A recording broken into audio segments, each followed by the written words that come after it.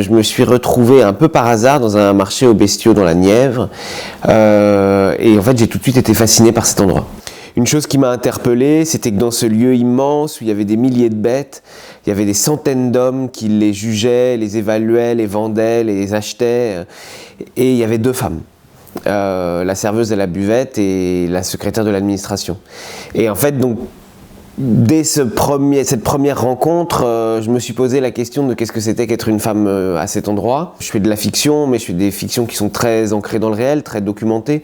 Donc j'ai commencé à enquêter, j'ai rencontré des éleveurs, et pendant des années, puisque c'était il y a presque 10 ans cette histoire, ces récits ont rencontré mes préoccupations, qui étaient celles de mon premier long métrage, qui étaient celles de mes courts métrages, et qui sont cette question de comment les rapports sociaux, les rapports de domination économique, symbolique, politique marquent les corps, marquent le désir, marquent les relations entre les hommes et les femmes. Et voilà, et c'est cette rencontre entre ce monde que j'ai découvert et un peu mes obsessions, ça a donné La Terre des Hommes. La Terre des Hommes, c'est l'histoire d'une jeune femme qui est en couple avec son futur mari, donc c'est aussi l'histoire d'un couple. Ces 2 jeunes veulent reprendre. Et pour reprendre, il faut travailler autrement, il faut agrandir, il faut moderniser, il faut des fonds. Et ils vont frapper aux portes des organisations agricoles qui sont des lieux de pouvoir, des lieux de lutte entre des hommes qui luttent pour des postes d'influence.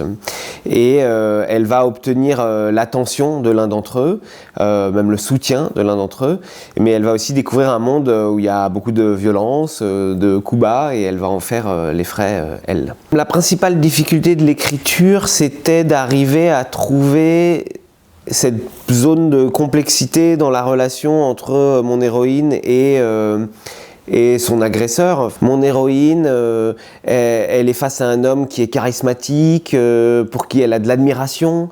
Elle est honorée de l'attention qu'il lui porte, puisque c'est quelqu'un d'important.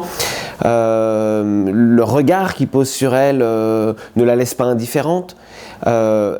Mais dire ça ne veut pas dire qu'elle consent à n'importe quoi. Un casting, ça se construit, et dans l'ordre en fait. Il y a quelque chose d'un peu méthodique. Et donc en premier, j'ai cherché mon héroïne. Et c'est vrai que j'ai pas écrit avec une comédienne en tête. Le personnage de Constance, qui est joué par Diane Rouxel, c'est quelqu'un de très taiseux. Et ce silence, il fallait le porter, il fallait l'habiter, il fallait... Et Diane, elle avait ça, elle avait cette capacité à porter ce silence sur son visage, à le remplir. À partir du moment où il y avait Diane Rouxel, il fallait trouver les autres comédiens, et en premier, je cherchais donc son antagoniste, et qui est joué par Djalil Lesper. Je voulais un comédien d'une quarantaine d'années, avec un physique, c'est-à-dire quelqu'un qui travaille physiquement, donc qui a un corps qui porte ça sur lui. Djalil avait ça, mais surtout, je trouve qu'il suscite une sympathie à peu près immédiate quand on le voit. Dans beaucoup de rôles dans lesquels je l'ai vu, dans la vie, il y a quelque chose qui est... on le voit, on l'aime bien. Et c'était quelque chose sur lequel moi je voulais m'appuyer pour le film. Ce personnage, c'est un chic type à plein d'égards dans sa vie en fait, et il fallait que quand on le rencontre, on ait de la sympathie pour lui et qu'il porte pas sur lui la menace qu'il représente. Le film, on l'a financé pour le tourner, et en fait on n'avait pas du tout assez d'argent pour faire le film, et on s'est retrouvé dans une situation où avec mon producteur, on a été obligé de reconnaître qu'on ne pouvait pas faire le film. Et à un moment, on a annulé le tournage, rendu sa liberté à tous les comédiens, tous les techniciens. On ne pouvait pas faire le film. On a dû faire le deuil du film.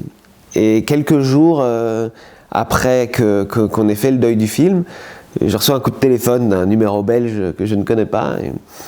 Et c'est Olivier Gourmet qui m'appelle et qui me dit « Ah, je viens de lire le scénario que tu viens de m'envoyer. Alors je l'ai trouvé super, j'ai très envie de faire ton film, mais par contre, mais pas le rôle pour lequel tu me l'as proposé. Et par contre, je veux bien faire le père. Et à ce moment où en fait on ne fait plus le film, enfin où il n'y a plus de film, l'arrivée d'Olivier nous permet de retourner voir des financeurs et nous permet de relancer la machine et de faire le film. Sur le travail d'acteur en tant que tel, la découverte que je fais au moment où je parle avec lui au téléphone, c'est qu'il a grandi sur une ferme en Belgique, son père est maquignon, son frère a repris l'exploitation familiale, et qu'en fait c'est des enjeux qu'il connaît très très bien. Et d'ailleurs, je pense que c'est pour ça qu'il dit qu'il veut venir jouer le père, c'est qu'il a une expérience du travail. Et ça a été assez magique de pouvoir s'appuyer sur lui dans le travail avec les bêtes, s'appuyer sur sa connaissance, son aisance avec les bêtes, et puis surtout la subtilité de son jeu. Il y avait quelque chose, moi, dans ce personnage que j'imaginais à la fois terriblement aimant vis-à-vis de sa fille, et en même temps très, très bougon, dépassé par un monde qui ne maîtrise plus, qui comprend plus, et qui crée des frustrations et des colères. Et cette subtilité-là, Olivier, il l'a incarné, il a donné une dimension nouvelle. C'était assez magique de travailler avec lui. La lumière et les cadres du film sont signés Noé Bach. Ma collaboration avec Noé, c'est d'abord une collaboration sur le cadre. Moi, j'avais des vraies envies de plans séquences sur des scènes particulièrement importantes du film. Enfin, il y a des plans qui sont des sacrés défis techniques, d'autres qui sont peut-être moins des défis techniques, mais des sacrés défis de jeu sur la durée. Enfin, il y avait vraiment cette envie de plans dans la durée, de plans plus composés. Il y avait vraiment ce travail sur la place des corps dans le cadre et comment, dans les scènes, les rapports de force entre les corps évolue, change, qu'un personnage qui est d'abord en avant-plan va disparaître derrière un autre au bout d'un moment, reprendre le dessus. Et ça, je voulais donner à voir ces rapports de force dans la durée. Sur les questions de lumière, il y a plusieurs réponses. Il y a d'abord un travail de couleur qui est présent dans tous les films que j'ai faits, où j'aime. Il y a vraiment un travail sur la couleur, sur la multiplicité des couleurs, sur les motifs qui sont là.